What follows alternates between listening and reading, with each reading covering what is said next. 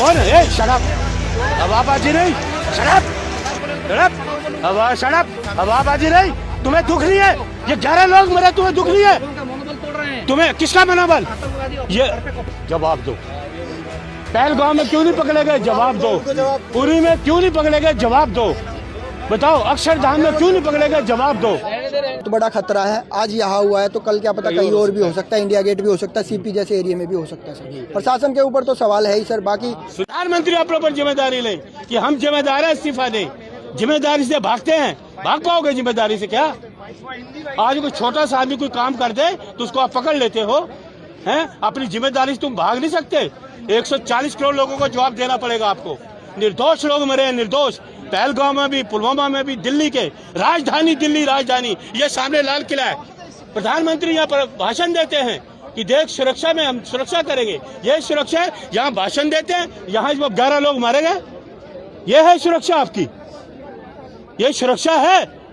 बताइए। जिसका मैडम, जिसके घर से कोई जाता है ना व्यक्ति, उसका दुख दर्द जानिए, उसको पता होता है दुख क्या होता है। कोई आदमी अकेला घर का कमाने वाला होता है, ट्वीट किया है, क्या करें? और हमें ट्वीट नहीं चाहिए, एक्शन चाहिए। शराब ट्वीट करे लगते, ट्वीट चाहिए। ये ट्वीट लेके लेते रहो आप। जो लोग चलेगा उसको कौन करेगा? उसके घर के परिवार को कौन भरेगा? एक आदमी घर का 10 लोगों को पालता होगा, क्या करेगा वो आदमी? ट्वीट कर दिया बस, अपनी जिम्मेदारी से हट गए। अरे इस्तीफा दो, आपसे देश नहीं संभल रहा, आप सरकार नहीं चला सकते। प्रधानमंत्री ने ये तो नहीं कहा ना कि हम जिम्मेदारी नहीं ले रहे हैं। और एक गृह मंत्री की जिम्मेदारी बनती है। ये अस्पताल जाना, लोगों को घायल को देखना, ये चीजें नहीं होती। कहे मैं इस्तीफा देता हूँ, दिल्ली की राजधानी है, अपने घर के बाद तो बैरिकेड लगा दिया, 1-1 किलोमीटर 2-2 किलोमीटर तक बैरिकेड है, कोई आदमी जा नहीं सकता। अपनी सुरक्षा चाक चौक की हुई है, आम आदमी की कोई सुरक्षा नहीं। इतना भीड़ भाड़ में जा रहा है। ये तो भगवान की प्रार्थना करता हूँ, भगवान आपका शुक्र है थोड़े से लोग गए हैं। तो बड़ा हादसा होता है तो क्या करते आप? क्या करते? दुनिया में डंका बज रहा है, ये दुनिया में डंका बज रहा है। देश की राजधानी में ब्लास्ट हो रहे हैं, गृह मंत्री सो रहे हैं, प्रधानमंत्री सो रहे हैं। बस ट्वीट कर दो, ट्वीट कर दो। ये है, इस देश ट्वीट पे रह गया, सिर्फ ट्वीट करना रह गया। जिम्मेदारी नहीं है बनती, जिम्मेदार कुछ नहीं बनती कि जिम्मेदारी तो निभाओ अपनी, लेकिन आप जिम्मेदारी से भाग रहे हो, जिम्मेदारी निभा नहीं सकते। मलिक जी, जिम्मेदारी लेते हुए तो अमित शाह जी तमाम जगहों पर तो जा रहे हैं ना, लोगों से मुलाकात करें, घायलों से मुलाकात करें, और आप कह रहे जिम्मेदारी नहीं ले रहे। अच्छा, एजेंसी क्या कर रही है? क्या कर रही है आपकी राह? क्या कर रही है इंटेलिजेंट? क्या कर रहे हैं? अरे आप छोड़िए, 5-6 हैं जी, जो कर रहे हैं वो काम नहीं कर रहे हैं। कोई एजेंसी काम नहीं। एजेंसी काम कर रही है, अच्छा होता। 300 किलो 360 किलो में 300 किलो RDX आपका फरीदाबाद में पकड़ा जाता है, तो एजेंसी तो पूछो, राह से पूछो, NI से पूछो, नेशनल इंटेलिजेंट इन्वेस्टिगेशन जो है बनी एजेंसी। जब सरकार बोलता है कि ये हम लॉ लाएंगे, ऐसे घुसपैठिया हैं उनको भगाएंगे, अच्छा, तो क्यों अपोजिशन विरोध करती है? 12 साल से सरकार किनकी है? 12 साल से पहले किसका था? नहीं, पहले कोई घुसपैठिया बताओ। नहीं, 12 साल से पहले कोई घुसपैठिए ने?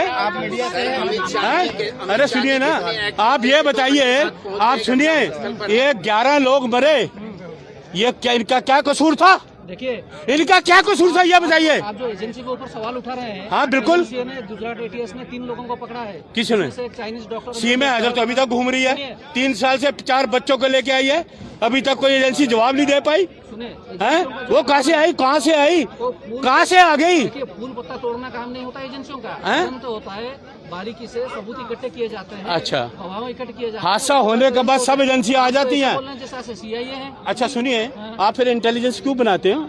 इंटेलिजेंस ब्यूरो, इनपुट आउटपुट फलाना है। आप इस तरह हवाबाजी नहीं करते हैं। कौन है? शराब रात को 2 बजे हवाबाजी नहीं, शराब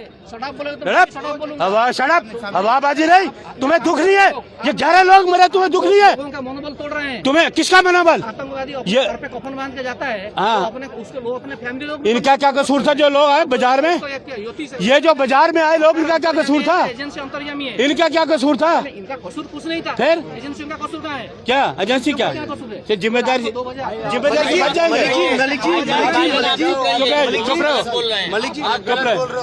मलिक जी, सवाल यहाँ पर और भी कई सारे निकल करके आ रहा है। सवाल तो ये है ना, जो आपका सवाल ये है, जो घटना के बाद तमाम चीजें एक्टिव हो रही है, लेकिन उसके बाद भी तो सरकार अपनी तरफ से तो तमाम चीजें कंट्रोल करने की कोशिश तो कर रही है। आप मुझे ये बताइए, इस वक्त में आप पत्रकार महोदय, मुझे एक बात बताओ।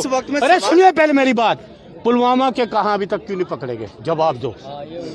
पहलगाम में क्यों नहीं पकड़े गए? जवाब दो। पुरी में क्यों नहीं पकड़े गए? जवाब दो। बताओ अक्षरधाम में क्यों नहीं पकड़े गए? जवाब दो। कितने साल हो गए? कितने साल हो गए? 46 सैनिक मारे गए पुलवामा में। सैनिक हमारे देश के जवान जो हमारी रक्षा करते हैं वो कहाँ गए? वो कहाँ चले गए? बताओ ना, वो कहाँ है? पकड़े गए? हमारे जवान मरे, जवान आरडीएक्स में। क्या चाहते हैं आज की घटना को लेकर? आप चाहते क्या सर? गृह मंत्री इस्तीफा दें, ये नहीं संभाल सकते। सिर्फ इस्तीफा ही इसका समाधान? इस्तीफा नहीं, जांच भी होनी चाहिए। जांच तो जरूरी है, लेकिन जो निर्दोष लोग मारे गए हैं इनका कौन जिम्मेदार है? कौन जिम्मेदार घटना लेगा? पर गृह मंत्री कितनी जल्दी पहुंच उनको गए, ये देखिए आप अरे एलएनजेपी हॉस्पिटल हमें आए, घटना पे जिम्मेदारी किसकी? जांच की पूरी टीम सर को मैं कर जिम्मेदारी दी है। सर जिम्मेदारी किसकी बनती है? होम मिनिस्टर कौन है बताइए? सुरक्षा किसके हाथ में है? वो खुद पहुंच गए, अरे खुद पहुंच गए, वो यहाँ पहुंच रहा क्या? मैं भी तो यहाँ पहुंचा हूँ, मैं भी तो यहाँ पहुंचा हूँ। जांच की जो अरे मैं भी तो यहाँ पहुंचा हूँ। आपके पहुंचने से नहीं होगा। मैं तो दुख दर्द जाने आया हूँ। जांच की जो टीम है, मैं तो दुख दर्द जाने आया हूँ, दुख दर्द उनको जाने ये आया हूँ। आदेश दिया क्या कि आदेश दिया? आप जांच करो, जांच होगी उसके बाद ही तो आएगा ना। सारी टीमें हैं। चलो आप अच्छा वो पुलवामा की जांच कहाँ रह गई? पुलवामा की जांच कहाँ रह गई? पहलगाम की जांच कहाँ रह गई? उरी की जांच कहाँ रह गई? बताओ ना, कहाँ जांचें रह गई? इतनी जांचें कहाँ चली गई? मलिक जी आखिर में आप इतना बता दीजिए, क्या समाधान सिर्फ इस्तीफा है? देखिए मेरी ये बात सुनिए, प्रधानमंत्री जी जो हैं या गृह मंत्री जी अपनी जिम्मेदारी से नहीं बच सकते। ये जिम्मेदारी गृह मंत्री की बनती है।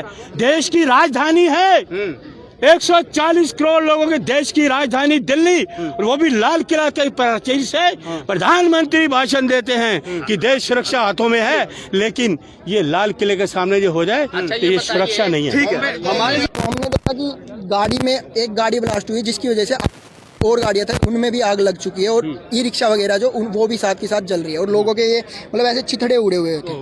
अब यहाँ पे भी देख सकते हो 2-3 जगह और है, वहाँ पे गाड़ी का एक वो बोनट होता है, क्या होता है वो कोने तक चिथड़े गए हैं लोगों के। इतना तेज धमाका मंदिर के कोने तक, ये जो कोने पे मंदिर है यहाँ तक चिथड़े गए हैं लोगों के।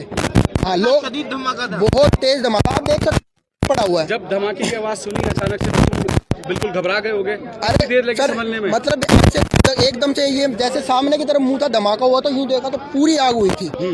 हल्का सा यूं लगा कि ये बहुत भगदड़ मची थी। वहाँ के जो कांच वाच है, शीशे वो क्रैक हुए हैं।